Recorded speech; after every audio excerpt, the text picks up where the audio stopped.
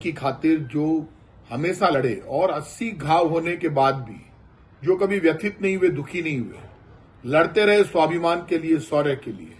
भारत की भूमि की संस्कृति स्वाभिमान, शौर्य और बलिदान की संस्कृति है।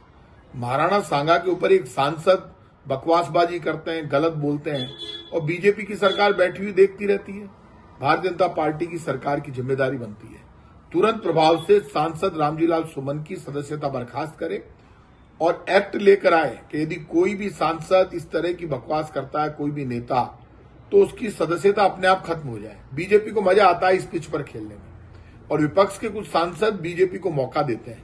भारतीय जनता पार्टी महाराणा सांगा, महाराणा प्रताप और इन सब के नाम पर वोट तो लेना चाहती है, लेकिन इनके विरुद्ध कोई गलत बात बोलता है और ऐसी बात बोलता है जो इतिहास में कहीं दर्ज ही नहीं है और सारी दुनिया जानती है कि महाराणा सांगा ने इब्राहिम लोदी को 2 या 3 बार हराया और महाराणा सांगा और बाबर जब लड़ रहे थे तो महाराणा सांगा की तरफ से हसन मेवाती लड़ रहा था।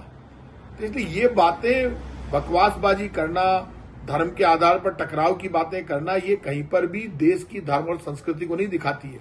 बीजेपी तुरंत प्रभाव से इनकी सदस्यता बर्खास्त करे और ऐसे लोगों के विरुद्ध ऐसी सख्त कार्रवाई करे जिससे भविष्य में कोई भी हमारे महापुरुषों को, ऐसे लोगों को जो देश की पहचान है, जो हमारा गौरव है, हमारा स्वाभिमान है, ऐसे लोगों के विरुद्ध एक शब्द नहीं बोल पाए। की खातिर जो हमेशा लड़े और 80 घाव होने के बाद भी जो कभी व्यथित नहीं हुए, दुखी नहीं हुए, लड़ते रहे स्वाभिमान के लिए, शौर्य के लिए। भारत की भूमि की संस्कृति स्वाभिमान, शौर्य और बलिदान की संस्कृति है। महाराणा सांगा के ऊपर एक सांसद बकवासबाजी करते हैं, गलत बोलते हैं और बीजेपी की सरकार बैठी हुई देखती रहती है। भारतीय जनता पार्टी की सरकार की जिम्मेदारी बनती है तुरंत प्रभाव से सांसद रामजीलाल सुमन की सदस्यता बर्खास्त करे और एक्ट लेकर आए कि यदि कोई भी सांसद इस तरह की बकवास करता है, कोई भी नेता, तो उसकी सदस्यता अपने आप खत्म हो जाए। बीजेपी को मजा आता है इस पिच पर खेलने में और विपक्ष के कुछ सांसद बीजेपी को मौका देते हैं।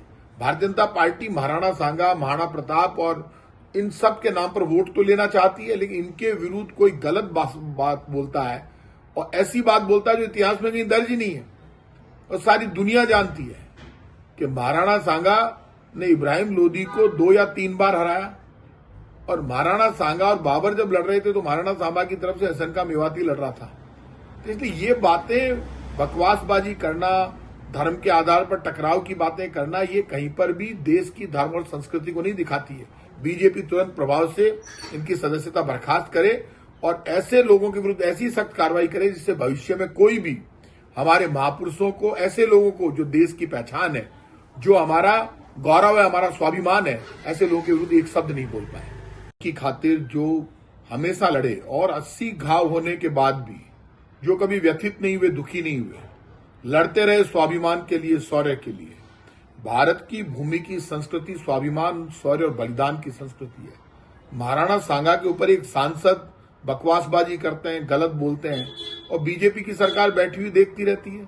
भारतीय जनता पार्टी की सरकार की जिम्मेदारी बनती है तुरंत प्रभाव से सांसद रामजीलाल सुमन की सदस्यता बर्खास्त करे और एक्ट लेकर आए कि यदि कोई भी सांसद इस तरह की बकवास करता है, कोई भी नेता, तो उसकी सदस्यता अपने आप खत्म हो जाए। बीजेपी को मजा आता है इस पिच पर खेलने में और विपक्ष के कुछ सांसद बीजेपी को मौका देते हैं।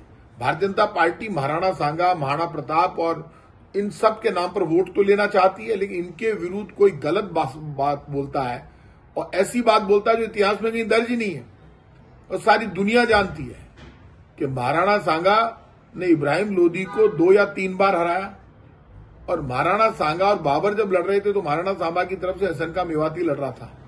तो इसलिए ये बातें, बकवासबाजी करना, धर्म के आधार पर टकराव की बातें करना, ये कहीं पर भी देश की धर्म और संस्कृति को नहीं दिखाती है।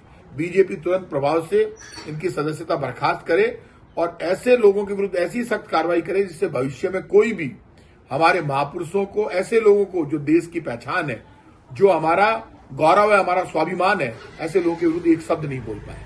की खातिर जो हमेशा लड़े और 80 घाव होने के बाद भी जो कभी व्यथित नहीं हुए, दुखी नहीं हुए, लड़ते रहे स्वाभिमान के लिए, शौर्य के लिए। भारत की भूमि की संस्कृति स्वाभिमान, शौर्य और बलिदान की संस्कृति है। महाराणा सांगा के ऊपर एक सांसद बकवासबाजी करते हैं, गलत बोलते हैं और बीजेपी की सरकार बैठी हुई देखती रहती है। भारतीय जनता पार्टी की सरकार की जिम्मेदारी बनती है तुरंत प्रभाव से सांसद रामजीलाल सुमन की सदस्यता बर्खास्त करे और एक्ट लेकर आए कि यदि कोई भी सांसद इस तरह की बकवास करता है, कोई भी नेता, तो उसकी सदस्यता अपने आप खत्म हो जाए। बीजेपी को मजा आता है इस पिच पर खेलने में और विपक्ष के कुछ सांसद बीजेपी को मौका देते हैं। भारतीय जनता पार्टी महाराणा सांगा, महाराणा प्रताप और इन सब के नाम मैं समझ सकता हूं कि राणा सांगा जैसे वीर योद्धा के विषय में स्तरहीन शब्दों का प्रयोग उनकी कुत्सित मानसिकता को प्रदर्शित करता है। उनके मूल में है वो लोग सनातन विरोधी हैं, वो लोग भारत विरोधी हैं, वो संस्कृति विरोधी हैं और उनकी जो भाव हैं वो सदन में भी निकल करके आ गए। सपा के सांसद जो कई बार सांसद रहे हैं,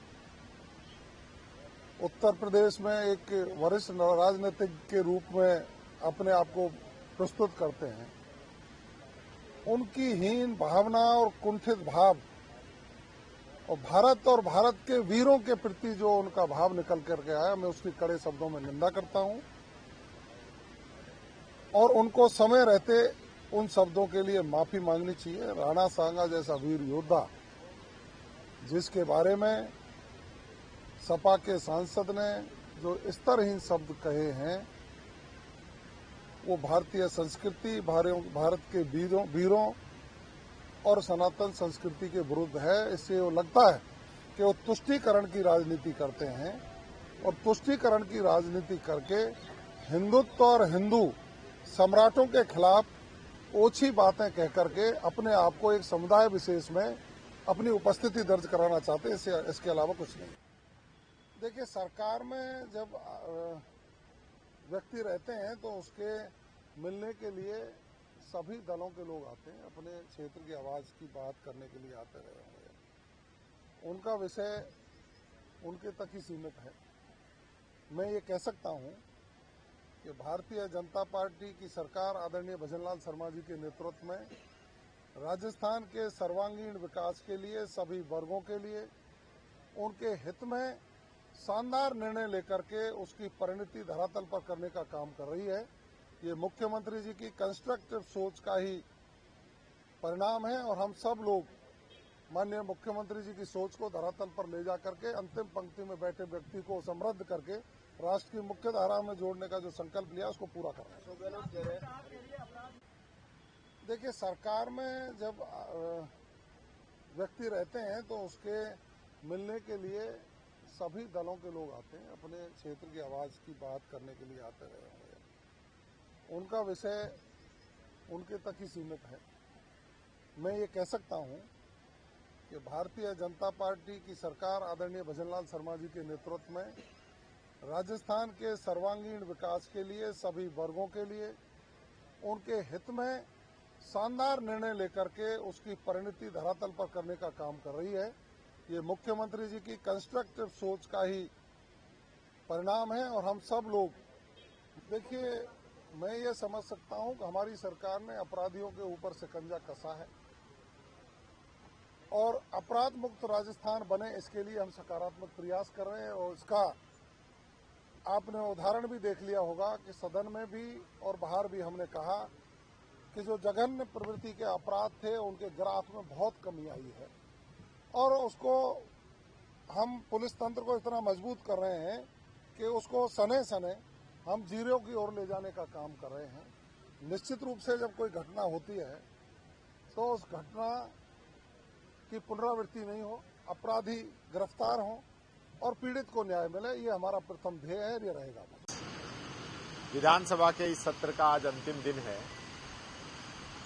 और जो सरकार पहले दिन गिरने लगी थी वो आज तक भी गिरती आ रही है। आज भी आपने देखा होगा प्रश्नकाल के अंदर इनके मंत्री जवाब नहीं दे पाते हैं और विशेष रूप से बच्चों से जुड़े हुए प्रश्न के जवाब में जब मैंने स्कॉलरशिप का पूछा कि कॉलेज स्तर पे कितने बच्चों की स्कॉलरशिप पेंडिंग है तो मंत्री जी बता नहीं पाए।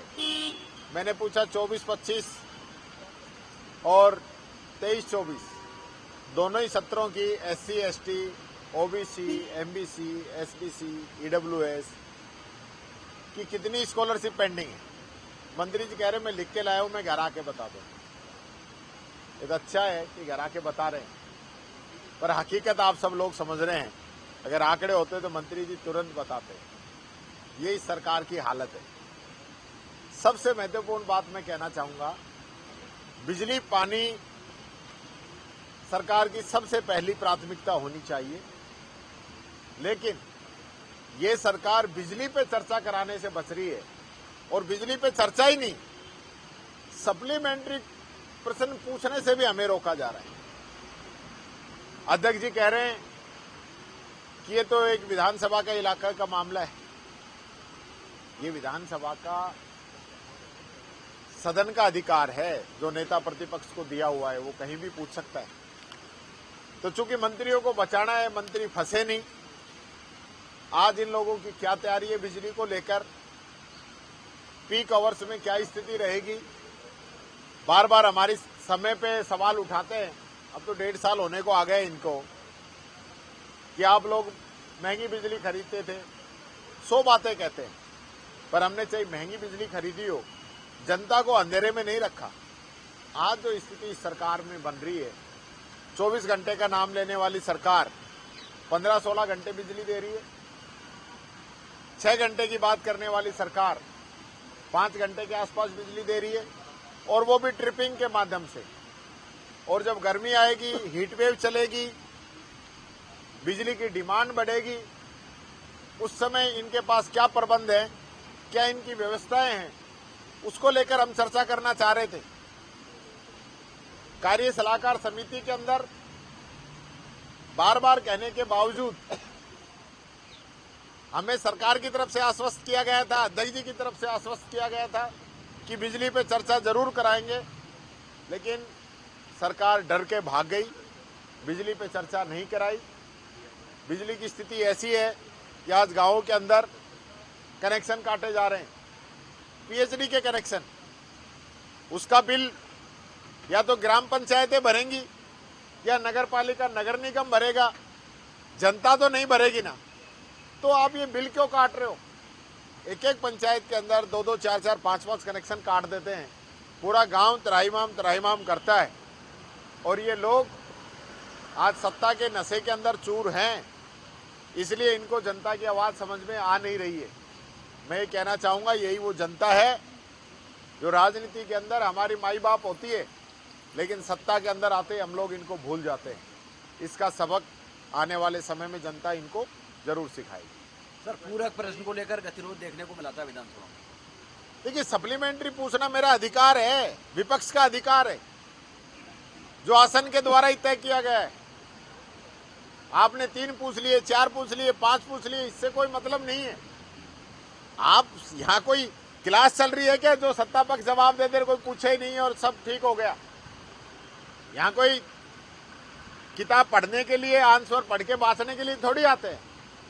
यहाँ जो भी क्वेश्चन लगता है उसका मैसेज पूरे राजस्थान के अंदर जाना चाहिए। मंत्री का विभाग में क्या काम है ये भी पता चलना चाहिए। जिस माननीय सदस्य ने क्वेश्चन लगाया है उसकी गंभीरता क्या है, उसका फायदा पूरे राजस्थान को, जो लोगों को मिलना चाहिए, उस चीज पे तो ध्यान नहीं है। बस चलो चलो चलो, जल्दी चलो जल्दी चलो, कोई बस थोड़ी निकल रही है, 2 क्वेश्चन कम लग जाएंगे। लेकिन ये समस्याओं का आखिरी पड़ाव है। मैंने पहले भी कहा था, जब विधानसभा चलती है, विधानसभा के अंदर क्वेश्चन लगता है, तो पूरे प्रदेश की जनता को बड़ी उम्मीदें रहती है और माननीय सदस्यों को भी रहती है कि मैंने क्वेश्चन लगाया है तो मंत्री इसका जवाब देगा। और ये कहना कि भाई आपकी पसंद का जवाब नहीं आएगा, हमें हमारी पसंद नहीं चाहिए। हम जो क्वेश्चन लग रहा है, आज इन्हीं के सदस्य क्वेश्चन लगा रहे थे। उदयपुर का जो क्वेश्चन है, इन्हीं के सदस्य कह रहे हैं कि हमारी बिजली पूरी नहीं आ रही। मैं तो उसी का पूछ रहा था कि ओवरलोड की आपकी क्या प्लानिंग है, नहीं पूछने दिया।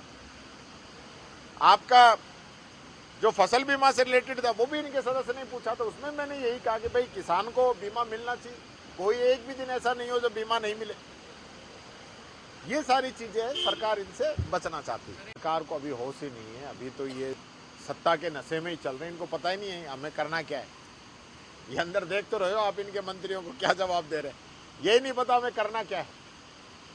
कांग्रेस ने बोर्ड बना दी इसलिए नहीं भरेंगे, वाह भाई वाह, ये क्या बात होगी। कई ऐसी चीजें हैं जो वसुंधरा जी ने पालनहार योजना शुरू की थी, और जिस दिन पालनहार योजना शुरू की उसमें 3,000 मेंबर थे, उसके लाभार्थी थे। हमारी सरकार ने उसको बढ़ा के 6.25 लाख पहुंचा दिया।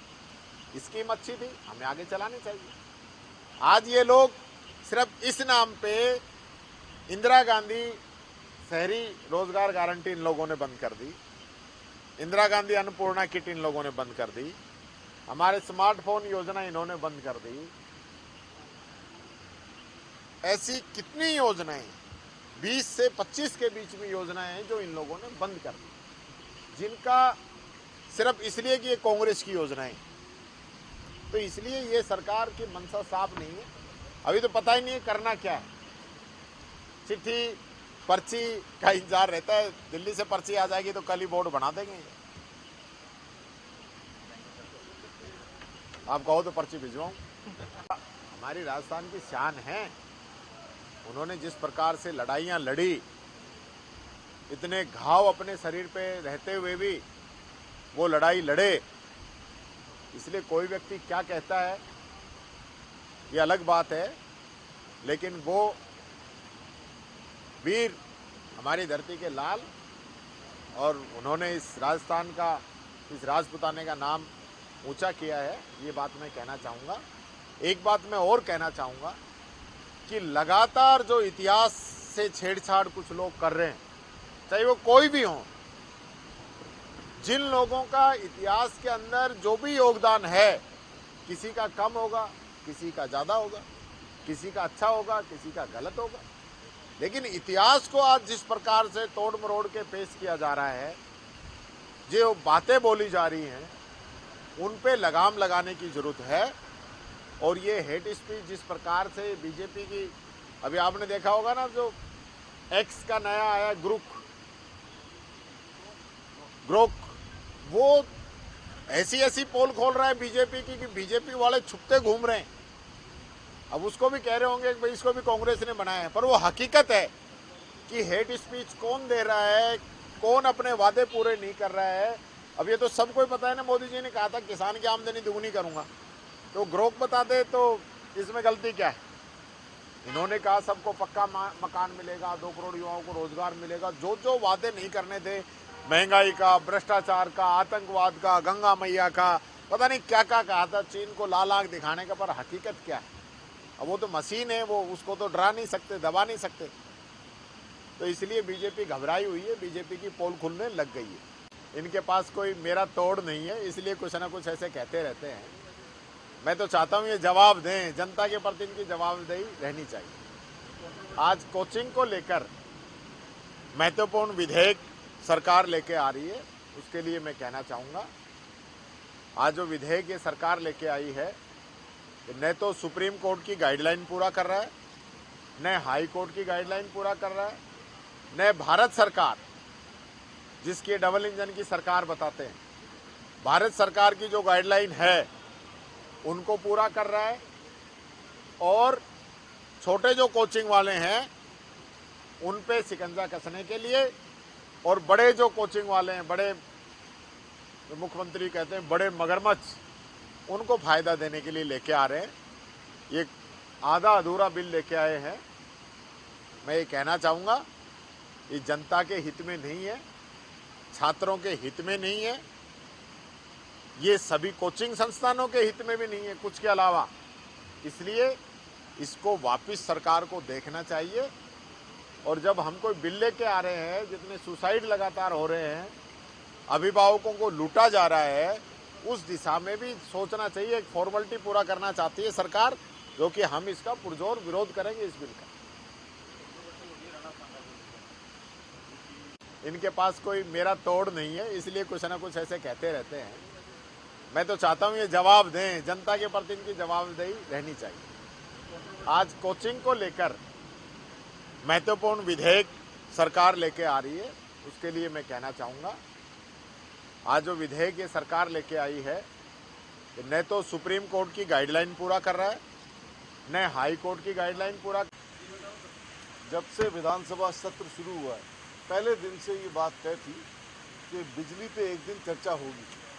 बिजली पानी दोनों पे जब प्रेसिडेंस ये रहा है कि हर बजट सत्र के अंदर बिजली पानी दोनों पे चर्चा होती है, तो पानी तो इस बार डिमांड में आ गया और ये कहा गया कि बिजली पे अपन चर्चा कर लेंगे जब बजट अप्रूवल कर लेंगे और बजट पारित होने के बाद में बिल लेके आएंगे, तब एक दिन हम बिजली पे चर्चा कर लेंगे। अब अनफॉर्चुनेटली इन्होंने ये कह दिया कि हमारे तो दूसरे प्रोग्राम हैं और राजस्थान का वो 7 दिन का प्रोग्राम हमने बना लिया है, तो हम बिजली पे चर्चा नहीं कर सकते। और बिजली बहुत महत्वपूर्ण इशू है, बहुत महत्वपूर्ण यहाँ राजस्थान के अंदर अभी आने वाले समय में जिस तरह से हीट वेव का अंदेशा है और अप्रैल मई जून में जिस तरह से गर्मी पड़ने की संभावना है, बिजली का कंजम्पशन बढ़ेगा और पहले ही हम शॉर्टेज में चल रहे हैं। तो ऐसी स्थिति में बिजली पर चर्चा होना बहुत ज़रूरी थी। ग्रे एरिया समझते कहाँ कमी है, कहाँ प्रॉब्लम है, कैसे बिजली दी जाएगी, किस तरीके से आगे चैलेंजेस आ रहे हैं उनको कैसे निपटा जाएगा। लेकिन अफसोस के साथ कहना पड़ रहा है कि बिजली पर चर्चा सारे प्रयासों के बावजूद नहीं हुई। और 2-3 महत्वपूर्ण इश्यूज हैं जो मैं आपके सामने एड्रेस करना चाह रहा हूं। आरोप लगा रहा हूं सरकार के ऊपर, 1.5 लाख करोड़ रुपए का फायदा बिजली खरीद में दिया जा रहा है किसी को।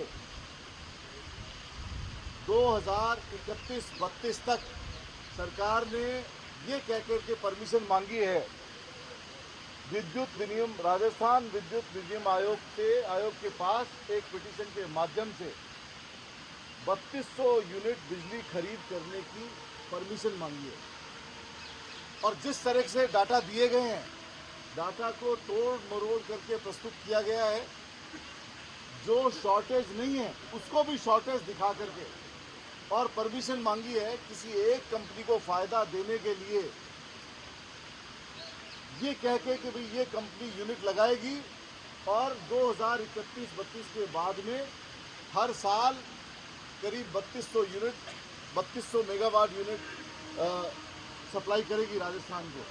जबकि राजस्थान जब 2031-32 में जितने प्रपोजल अभी आ चुके हैं, जितने प्रपोजल टोटल अभी तक आ चुके हैं, उसको अगर कैलकुलेट करते हैं प्रॉपर तरीके से तो 31-32 में शॉर्टेज नहीं रहती।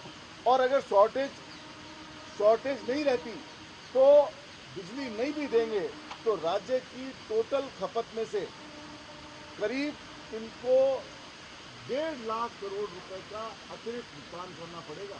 हर साल ये भुगतान उसमें डिवीजन करके किया जाएगा। 25 साल की बात की जा रही है। 31-32 में 3265 मेगावाट की शॉर्टेज दिखाई जा रही है, जबकि डिस्कॉम के दिए हुए आंकड़ों में 450 मेगावाट का डिफरेंस है। और जितनी कंपनीज ने जो अभी तक एमओयू किए हैं, जिनमें एनटीपीसी भी शामिल है और जिसमें एनटीपीसी शामिल है, जिसमें एनएबीआई शामिल है, उसमें जो बिजली उत्पादन और जितने कॉन्ट्रैक्ट 1,60,000 करोड़ के कॉन्ट्रैक्ट इन्होंने पिछले साल किए 2024 में, अगर वो सभी शामिल कर लेते हैं और जितने सोलर के प्रपोजल आए हुए हैं उनको शामिल कर लेते हैं और जो यूनिट्स जो अभी इन्होंने रिसर्जन राजस्थान में जो एमओयूज किए उन सबको अगर इनकॉर्पोरेट करते हैं, जो उन सबको जो धरातल पे फेक है उनकी बात नहीं कर रहा हूँ मैं, जो एक्चुअल में धरातल पे आएंगे उन सबको अगर कैलकुलेट करते हैं तो 31-32 में शॉर्टेज नहीं रहती है। लेकिन किसी एक कंपनी को फायदा पहुंचाने के लिए 2031-32 के बाद में करीब 3200 मेगावाट बिजली खरीदने का एक परमिशन मांगी है। अगर वो बिजली खरीदते हैं तो राजस्थान की जनता के ऊपर 1.5 लाख करोड़ रुपए का अतिरिक्त भार पड़ेगा राजस्थान की सरकार के ऊपर। तो मैं ये सवाल पूछना चाहता हूं मीडिया के माध्यम से कि ये किसको फायदा पहुंचाने के लिए ये परमिशन मांगी जा रही है, क्यों नहीं प्रॉपर कैलकुलेशन किया जा रहा और क्यों नहीं इसमें ट्रांसपेरेंसी बढ़ती जा रही। जितने प्रपोजल आज तक हैं उनका प्रॉपर कैलकुलेशन कर करके शॉर्टेज अगर निकालेंगे तो पता लगेगा कि 31-32 के बाद राजस्थान में बिजली पूरी हो जाती है और शॉर्टेज नहीं रहती है। और थर्मल का क्यों प्रोजेक्ट दे रहे हैं, जब हम आज की समय में जब हम बहुत सारे एनर्जी के ऑप्शन हैं और थर्मल थर्मल के प्रोजेक्ट एनवायरनमेंट के हिसाब से भी ठीक नहीं है। तो किसको फायदा पहुंचाने के लिए ये प्रोजेक्ट की परमिशन दी जा रही है, परमिशन मांगी जा रही है। तो मैं आपके माध्यम से कहना चाहता हूं कि इस पर फिर से विचार करें, कोई भी ऐसा काम नहीं करे जिसमें राजस्थान सरकार के ऊपर, राजस्थान की जनता के ऊपर बेवजह कोई आर्थिक भार पड़े। इस पर संज्ञान लेने की जरूरत है। हमने कहा है कि जब भी अभी फिर हम स्पीकर से मिले सुबह आज और उनसे बात की कि आप महीने 1.5 महीने के अंतराल से या 20-25 दिन के अंतराल से सत्र जब आप बाकी बिल के लिए बुलाओ तो सबसे पहली प्रायोरिटी ये हो कि बिजली पर चर्चा हो, ट्रांसपेरेंसी से चर्चा हो, सार्थक चर्चा हो।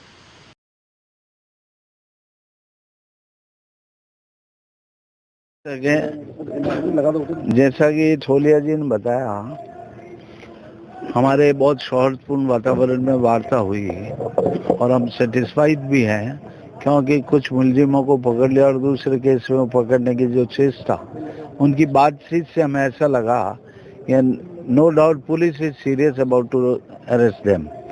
तो हम संतुष्ट हैं। और मुद्दे की बात ये थी कि अमूमन वकीलों को जब पकड़ा जाता है तो उसके लिए उसकी सूचना यूं तो पुलिस के देने की ड्यूटी है, लेकिन हम ये चाह रहे थे कि उसकी सूचना हमारे दोनों एसोसिएशन को अगर मिल जाए तो क्या बात है, किस मसले पे हमारे को अरेस्ट, वकील समुदाय के किसी भी व्यक्ति को अरेस्ट किया है, उस संबंध में हमें पॉजिटिव रिस्पांस मिला है।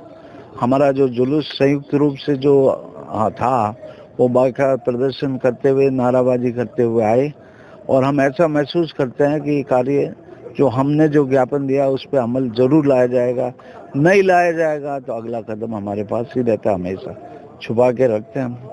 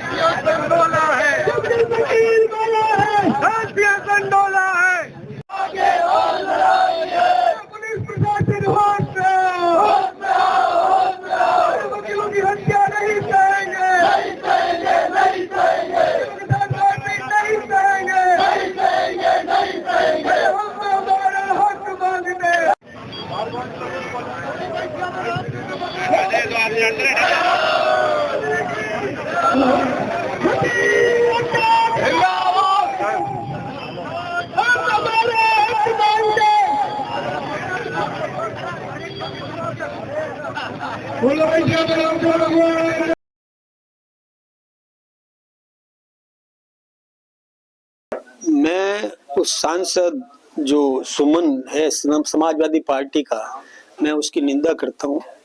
बहुत हल्के शब्दों में उन्होंने प्रयोग किया। उन्होंने इतिहास पढ़ा नहीं है, इतिहास की जानकारी उनको है नहीं। हमारे गौरवपूर्ण इतिहास में महाराणा प्रताप का, महाराणा सांगा का जो सम्मान है, वो सम्मान वो समझ नहीं पा रहे हैं सुमन। और मैं सोचता हूँ कि उनको अपना नाम भी बदल देना चाहिए। जो इस प्रकार की बात करते हैं वो मतलब बहुत घृणित शब्दों का प्रयोग किया है। मैं सोचता हूँ कि ये ठीक बात नहीं है। जिस महाराणा प्रताप ने इस देश की रक्षा के लिए, इसके हमारे देश के सम्मान की रक्षा के लिए अपने शरीर पर 80 घाव झेले थे, जिन्होंने अपना जीवन, पूरा जीवन, और उस समाज ने, उस वर्ग ने और एक मुखी होकर के और देश को बचाए रखने में अपनी भूमिका निभाई, उनका अपमान करने का जो दुस्साहस किया है उसकी निंदा करते हैं हम। उसका तिरस्कार समाज को भी करना चाहिए। सर, समाजवादी पार्टी के अध्यक्ष अखिलेश यादव, उन्होंने रामजी लाल सुमन जो समाजवादी पार्टी के सांसद का बयान है उनका समर्थन किया। मैं वही कह रहा हूँ, जो रामजी लाल, ये नाम उनको बदल देना चाहिए। उनके पिता ने तो बहुत सम्मान के साथ ये नाम रखा था। आज वो जिस दुनिया में नहीं भी होंगे तो ऊपर भी होंगे तो उनकी आत्मा रो रही होगी कि मैंने कैसे बेटा को पैदा कर दिया। अखिलेश यादव ने समर्थन दिया। अखिलेश यादव के लिए तो कहे ना, अब वो केवल वोट बैंक की राजनीति करने के लिए ऐसे शब्द प्रयोग कर रहे हैं। अखिलेश यादव भी केवल अपने भय के कारण से, उस सांसद सुमन से डर के मारे इस प्रकार की बात कहते हैं। मैं उनकी भी निंदा करता हूँ। आरक्षण को लेकर तमाम विवाद सुर्खियों में है।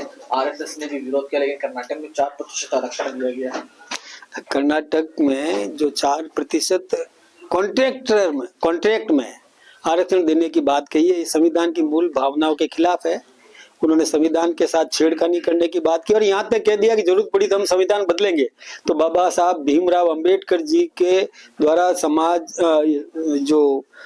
मतलब संविधान जो बनाया गया है, उस संविधान को वो तोड़ने की कोशिश करेंगे, संभव नहीं है, किया नहीं जा सकता। संविधान की जो मूल भावनाएं हैं उसके साथ किसी प्रकार की छेड़खानी की नहीं जा सकती, वो असंभव है। जो उन्होंने सदन में बात कह दी, संभव नहीं है, हो नहीं सकता।